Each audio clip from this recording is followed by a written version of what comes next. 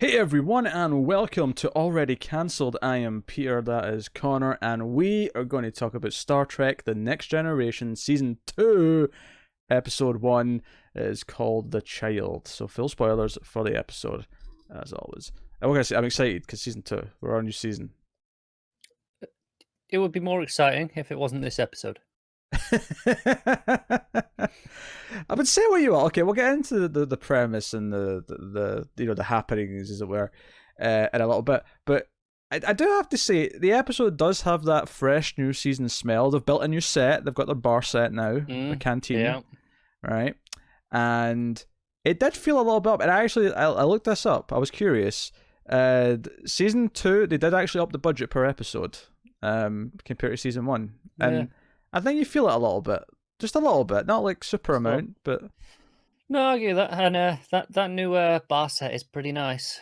yeah, and it's one of those sets where I knew it existed just from clips and Yeah, but it's different to all the sets that we've had on Star Trek up to this point, regular sets. yeah, and it introduces a new character, the bartender, Whoopi Goldberg, because I saw her name in the correct titles at the start, and I was like, oh, Whoopi's in this one. Because I knew she was in this show, but I didn't know when she started appearing or whatever. Now, apparently, Now, with her big hat, she's got a really big hat. she does. Yeah, It's a big hat. So yeah, we got that. We do have a new doctor. We'll get to how they awkwardly deal with Wesley still being on the ship in a minute on his plot, but but Beverly Crusher has been promoted to like head of medicine at Starfleet. She's like, for some reason. well, I have no problem with them telling us that she's that good that she's been promoted to that position. I have no problem with that whatsoever. What will be interesting is in season 3 when she comes back to the ship, how they explain that side of it. It was a personal choice. Sure, probably. It was completely her decision. She definitely wasn't demoted. We'll see. So we end up with Dr. Pulaski, who's a very different character. And we see that first of all, the actress playing her is not lost on us, or at least not lost on me anyway. The actress played 2 different characters in the original series, one in season 1, one in season 3. Don't ask me to tell you their names because it's not going to happen. But I knew that bit of trivia about this, so she's kind of like I always say Star Trek royalty per se, but she It's a veteran. Yeah, she's back. It's kind of a neat thing. To bring her back here, and if I'm sure there's fan fiction try to like pretend that it's one of those characters, aged up. Like There's probably a fan fiction trying to link all 3. Probably, they're all sisters, and this is the third one that grew up and became a doctor. They were triplets separated at birth. Yes, that's what happened. Yeah, we'll see. Some other little changes I noticed between seasons. Obviously, the big one that everyone's noticing is the Riker beard. Riker actually looks attractive this year because he's got that beard. Yeah, and let's not overlook the fact we got a Riker maneuver within the first 5 minutes. We did. And also we got the reverse. We got him standing back up out of it as well. Riker maneuver twice in one episode. I'm counting that as twice. And the beard, we got full proper Riker. It makes me happy. Other little things to notice though is that Geordi is now chief engineer, so we actually have a chief engineer now. It's just one of the characters we already had, which is fine, good. Yeah. Feels like they just wanted something for him to do a bit more directly. Especially since it seems like Wesley's kind of taken over his role on the bridge. Yeah, not gonna lie, I think I'd have rather kept Geordi. Yeah, but It makes sense to have someone in the engineering we can go to now though, because that was always the thing in season 1 is that it was just here's the random guy that would have every so often. Yeah, and Geordi would go down sometimes, but so it's a natural evolution. Other thing noticed, which is a bit more subtle, and I actually double checked because it was bugging me. Worf has changed colors. He is he was in red in season 1. He's now in the gold. Yeah. So they don't mention it. I believe I don't think there's any lines or anything that point it out. It was just one of those things where I'm like, was he in that color last season? And I had to double check because it was do the colors represent rank or no, they can't be rank because if it was rank then he'd have been demoted because he was in red the same as Picard and Riker before. That's true. I think it's department. Well, it made more sense in the original series to me. In this one, blue is like medical, at least, right? Because the Doctor's always been in that, between last season and this season. But because I think original series blue was science, which also covered medical. yes, the ones that have really swapped all the gold and red, because obviously red shirts was a joke. You almost feel like they did this intentionally to get away from red that. shirts was that, and it was also engineering. Whereas, in fact, did Jordan change colours as well? Was he in gold in this episode? I don't recall. Yeah, I don't recall either. But yeah, so Worf changed colours. So, but here's the question though. It's like, well, you could argue, okay, so Command's in red, but we see other red outfits walking around. It's not like it's just Picard and Riker. Maybe it's just personal preference. Because just personal. Troy seems to wear whatever the hell she wants. Actually, I can explain Worf, I think. He's the new head of security, and previously Tasha did wear gold. So that is true. So he has been promoted. So I guess he's technically switched divisions, but with that promotion. Yeah, probably. Yeah. So I think it's a division thing. It feels like there should be more than 3 colors, though. I'm not entirely sure how the red and golds break up exactly. Because to me, engineering should maybe match the science ones, and shouldn't Data be in a science uniform? Yeah. I don't know. Yeah. But hey, it's fine. What it has done though is that it's kind of evened out between the main crew, the ones who wear the uniforms, like how many of each color there is. Because before it was heavily swayed towards the red, and now it's kind of half and half. Yeah, it's evened out a bit. You're right. Yeah. So, which may have been the reason for it. If nothing else, is just spread that out. Except the Doctor, who's the one in green/blue. I thought it was more of a blue, but maybe I'm misremembering. It's probably blue. I think, green's traditionally more of a medical color. It is, yeah. Yeah, and it was blue in the original shows, which is why I think blue. But I think it is one of those blue greens that's kind of like, if you see it in the wrong light. I need to see this now. Because it's actually going to really bug the hell out of me as to what color it is. I figure there's got to be a still image of her in the episode.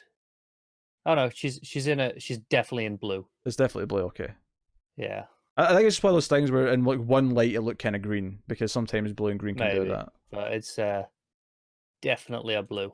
Because it's a dark shade though, right? Because it's it's like a royal blue. Yeah. And Geordie is in gold. Yeah, so he has changed colours then, because I'm sure he was in red last season. I think he was a red shirt last season. Yeah. Yeah, so 2 of them have changed. Which I guess means that, out of the main characters, it's only the sort of Command and number 1 that's in red now. I'm sure the Trekkies are going to give us an intricate explanation I'm sure they will. in the comments. God. Yeah. Doesn't matter that much. They're in colours. They're in colours.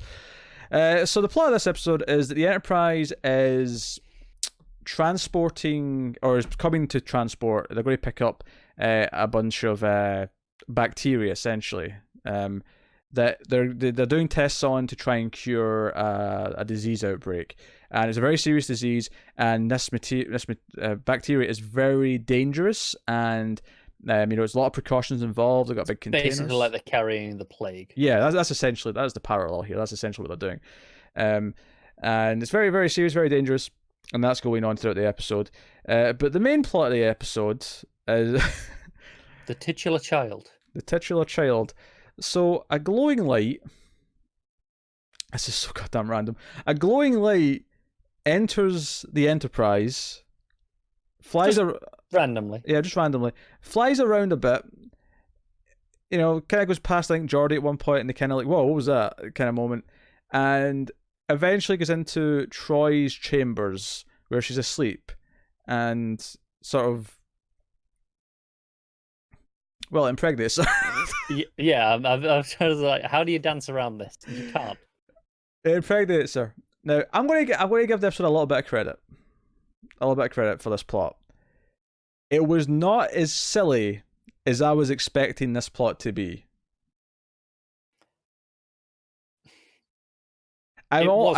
I'm almost impressed that it wasn't a complete dumpster fire. Well, here's the thing. It wasn't silly. On the other hand, it was rather tedious.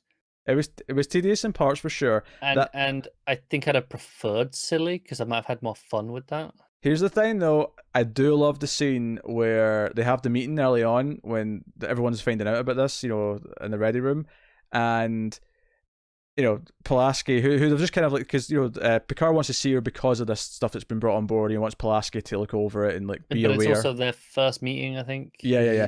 He's just been picked up because he meets her in the bar, but Troy's talking to her, obviously telling her what's going on, and then we go to this meeting, and Ray comes in, does his maneuver, and they sit down, and we got Jordan, we got Worf there as well, and the doctor's explaining it, says so Troy's with child, and this scene is fantastic for just watching Riker react to every line that happens in this scene, because he's like, he gives this really sharp look. He's like, "What?" Right, and then because he's wondering who the father is. He doesn't get to that yet, but you can see it in his eyes. He's like, "What? Who's Troy been with?" He's like, "Is this somehow mine?" He's like, "Has she found someone? Like, is that door shut in my life now? I can't, have I lost my chance?" Like, you can just see it all on his face. It's great. And then she's like, so the child is, like 3 months along or whatever, but we believe the conception was about 11 hours ago. And then he's like, what? And I love that the shock face he gives when he turns. It's a mixture of both, obviously, like, how is that possible? Because, 11 hours and but 3 months pregnant. But also, you had sex with someone last night? Like, there's an equal amount of shock for both of those points. There is, yeah. It's great. And then it's described as immaculate conception. And a glowing light entered her body. And the DNA of the child is exactly like hers, half human, half betazoid, I believe is that sounds about right. The race, and they're like, okay, what we're going to do about this? And and I thought this scene did a good job of, like, all of a sudden, all these men around the table, like, well, let's discuss what we're going to do about this, and they all start discussing. And to be fair, from their perspective, they're looking at it, okay, if something invaded the ship and did this, is there a threat to everyone? Is the baby going to be a threat to anyone? Like, what's going on? Pretty reasonable concerns. Yeah, reasonable concerns, but they are kind of talking about a way where they get to choose exactly what happens. And Troy, after a very intense close-up and, like, the loud heartbeat sound effect and, like, only barely hearing everyone else, she's like, you can do what you want to protect the ship, obviously, like, that's your jobs, but I'm having this baby, and that, that's no one else's choice but mine. And I actually kind of like that Picard just went, well, this conversation's over then. He just he accepts that. He's like, yeah, you know what, that's, I mean, I do think, maybe you could argue that because she's an empath, she can, like, sense the baby and it connects her to it easier than, or quicker than most people would to their children. But I feel like in her situation, like, you'd be more freaked out about how it happened than you would be concerned about being a mother at this stage. You would, and also from the opposite side, Picard going, okay, sure, you're having it, that's fine, but we're doing this in quarantine. Sure, yeah, no, that'd be reasonable, yeah, quarantine. So here's my weird thing. Obviously, we have the birth scene, where she doesn't feel any pain, which is kind of odd. Pulaski's kind of curious about it. And Data's kind of happy to be involved. He's like, thank you for including me in this. And then Riker's been watching the whole time. He's like, you were here the whole time, aren't you? And he's like, of course I was. And he kisses her on the head. It's a couple of sweet moments. He's ready to step in and be the dad. He's ready to volunteer. You can see it in his eyes. It's all very good. But here's the thing from this point in the episode, and as we see that the kid grows really quickly, he's like a 4-year-old by the next day, and then a day later he's like an 8-year-old, like he's growing exponentially. Yeah, I think they say he has like something like 36, 48 hours or something for his entire lifespan. Yeah. And I think what gets me is that every single time someone comes to visit her and the kid and talks to him, and I did like Picard going, he can talk? He's learned to talk in the last like 8 hours? What? Yeah. I like that reaction. But what gets me about over the course of the episode is, like, she's constantly concerned for it's like, my son, like, like, we have to protect him and have to teach him this. So we must go home for dinner. We have to go play with puppies. Yeah, we have to go home for dinner. Ian. It was a long version of it. It was like Ian Nucci or something like that. But yeah, it was Ian. Ianachi. Take your word for I it. don't know. She said it a long way the first time, but it was Ian after that. Is that I felt like no one, like everyone just kind of accepted she has a kid now. No one's like, hey, can we do some tests? Can we like maybe figure out how this happened? No one like raises any questions after he's born. Yeah, that does seem weird. Like no one does. No. Also, I looked at the name. It was Ian Andrew, but obviously she probably just said it faster, so it sounded like Ian Andrew, like like one word. No, do you know what I thought she said? Now you've told me that, I can remember it now. I thought she said Ian Andra. Ah. Now she does have an accent, obviously, combined with Yeah. saying a weird double-barreled name. I thought she said Ian Andra, and then Ian was short for it. I was like, what's Ian Andra? Whatever. But fair enough, Ian Andrew. Yeah, I thought it was so weird. No one was questioning it. No one was like saying to Troy, "Hey, okay, I'm happy that you like him and that you're happy you're a mother now." But shouldn't we, check that this isn't dodgy somehow? Yeah, should we do some tests on you, on the kid, try and figure out how this happened, what's going on? And obviously by the end of the episode it's kind of moot because we find out that it's basically it's an advanced life form that doesn't understand humans who wanted to live through the experience. And that's why it didn't hurt, because he didn't want to cause anyone any harm, including Troy. He just wanted to become this. But of course he did actually make Troy, I mean, admittedly, again, she's very emotional given that this is a kid she's had for like a day. But he does make her go through the heartbreaking goodbye of him dying and like floating off into space again. And everyone's like around her, and it's like this heartbreaking thing. And everything's just too accelerated emotionally. And obviously he's accelerated himself. I don't have a problem with that. If that's the plot, that's the plot. Yeah, but the reaction. Yeah, the emotion of it is just so accelerated. And again, I think the justification for Troy is that because she's an empath, she can feel his feelings, and that makes her. Thing. I don't know if this episode ever actually once mentions her being an empath. No, that's true. That's true. Maybe you could argue though that moment with the close up and the heartbeat like sound effect. You could argue that moment when she's not listening to them and she's listening to her heartbeat. She's actually feeling her child. She's feeling. You could make that argument, yeah. I think you could make that argument. So, I don't hate it. I'm not like mad at this episode. No, it's not the worst episode. It's just a bit tedious and underwhelming as a season premiere. Yeah, I think that's fair. It's just not very exciting. You want to get off the mark strong, and this one was just sure the starting line is there. Yeah, and he leaves at that point, of course, because he realizes that he's the thing that's causing the now like onboard bacteria to react and expand, and it's going to end up killing everyone on the ship. Is accelerating his growth. The way he's doing that doesn't affect just him; it's affecting that bacteria as well. Yeah. Does that mean that every man on board and the testicles, all the sperm is going extra? Maybe extra quick. They're all swimming really fast. Why not? The life cycle of the sperm has been increased rapidly. It's a good job there's enough of the little bug, isn't there? Maybe they're technically all blanks while this is going on because the lifespan's so quick that they're already dead before they even fire. Maybe. Oh dear, because obviously the scientist dude who's with them, like with the stuff, like comes on board, and they're trying to figure out why it's expanding. It's kind of the threat to the ship throughout this plot on the other side.